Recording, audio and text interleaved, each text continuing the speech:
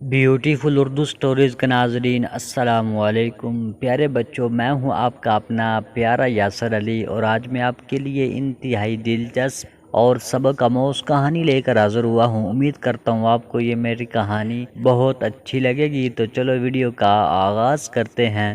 میرے پیارے بچوں، کئی سال پہلے سورج اور پانی بہت اچھے دوست تھے اور وہ دونوں زمین پر ایک ساتھ رہتے تھے۔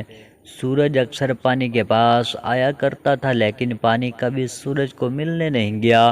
آخرکار سورج نے پانی سے پوچھا کہ وہ کبھی کیوں نہیں آیا۔ پانی نے جواب دیا کہ سورج کا گھر اتنا بڑا نہیں ہے، اور اگر وہ اپنے تمام لوگوں کے ساتھ آئے تو سورج کو اس کے گھر سے نکال دے گا۔ پانی نے پھر کہا، اگر آپ چاہتے ہیں کہ میں آپ سے ملنے آؤں تو آپ کو ایک بڑا گھر بنانا پڑے گا، لیکن میں آپ کو خبردار کرتا ہوں کہ یہ بہت بڑا ہونا چاہیے، کیونکہ میرے بہت سے رشتہ دار اور دوست ہیں اور ہمیں بہت زیادہ جگہ کی ضرورت ہوتی ہے۔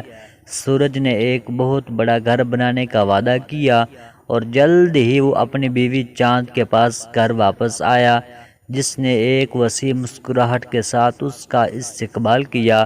سورج نے چاند کو بتایا کہ اس نے پانی کے ساتھ کیا وعدہ کیا تھا، اور اگلے دن انہوں نے پانی اور اس کے تمام کنبے اور دوستوں کی تفریح کے لیے ایک بڑا گھر بنانا شروع کیا۔ جب وہ مکمل ہوا تو سورج نے پانی سے کہا کہ وہ آ کر اس کو دیکھے۔ جب پانی آیا تو اس نے سورج کو پکارا اور اس سے پوچھا کہ کیا اس کے گھر والوں اور دوستوں کا داخل ہونا محفوظ رہے گا۔ سورج نے جواب دیا، ہاں، تم سب اندر آ سکتے ہو۔ پانی اندر آنے لگا، اس کے بعد مچھلیاں اور دیگر تمام آبی جانور آئے۔ بہت جلد گھر میں گھٹنوں تک پانی بھر گیا تو پانی نے سورج سے پوچھا کہ کیا اب بھی محفوظ ہیں؟ تو سورج نے پھر کہا، ہاں، مہربانی کر کے میرے گھر تشریف لاؤ۔ چنانچہ پانی اور اس کے سارے گھر والے اندر آتے رہے۔